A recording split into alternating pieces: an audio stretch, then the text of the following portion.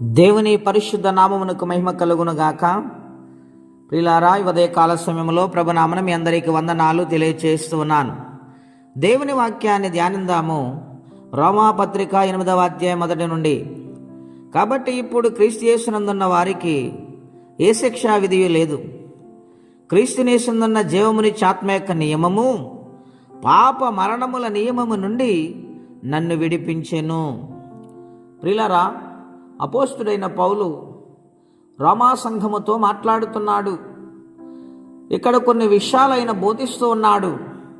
ఏమనంటే, క్రీస్తు యేసునందు మీరు ఉంటే శిక్ష నుండి తప్పించుకుంటారు, పాపము నుండి తప్పించుకుంటారు, రక్షించబడతారు. ఎందుకంటే నా అనుభవం బట్టి నేను చెప్తూ ఉన్నాను.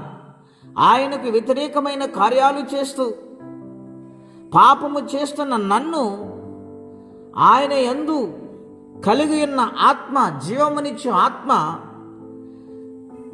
ఆ నియమము నన్ను పాపము నుండి విడిపించింది. పాపము నుండి విడిపించినని పరిశుద్ధత కలిగిన వానిగా చేసింది. పాపులలో ప్రధానుడైన నేను ఆయన కృపచేత రక్షించబడ్డాను. ఆయన ఆత్మచేత నేను రక్షించబడ్డాను. ఆయన రక్త విమోచన ద్వారా నేను రక్షించబడ్డానని రోమా సంఘమునకు హెచ్చరిస్తూ ఉన్నాడు ఆయన. గనుక మీరు క్రీస్తు యేసునందు మీరు ఉండగలిగితే మీ పాప నియమములన్నిటిని ఆయన కడిగి వేస్తాడు అని రోమా సంఘానికి వ్రాస్తూ ఉన్నాను.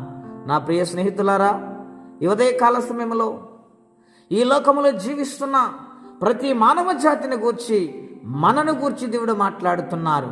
ప్రతి పాపము నుండి విడిపించే దేవుడు ఆయన ఒక్కడే. ఆయనే క్రీస్తేసను నరుడు. గనుక ఆయన సన్నిధిలో లోబడి జీవించి ప్రతి పాపము నుండి విడుదల పొందటానికి హృదయాన్ని సమకూర్చుని సిద్ధపడండి. ఖచ్చితంగా దేవుడు పాపములు తీసివేసి పరిశుద్ధులుగా మార్చి ఆయన నిత్య రాజ్యాన్ని ఇవ్వటానికి ఇష్టపడుతున్నారు.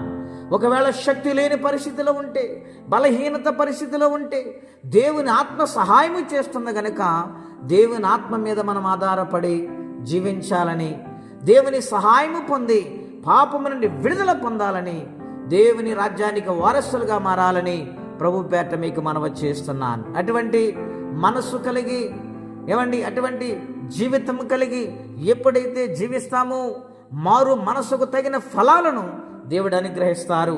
అటువంటి దీవెన ప్రతి ఒక్కరికి దేవుడు అనుగ్రహించాలని కోరుకుంటే మాటలు నేను ముగిస్తూ ఉన్నాను. ప్రార్థన అండి. అత్యంత కృప కలిగిన దేవ, మహోన్నతమైన మీ నామము కొరకై స్తోత్రం చెల్లిస్తూ ఉన్నాము. నాయన దినాన మాతో మీరు శ్రేష్టమైన మాటలు మీరు తెలియచేశారు. నాయన పౌలు గారి ద్వారా, అవును, క్రీస్తు యేసునందు ఉంటే ఏ శిక్ష ఉండదు.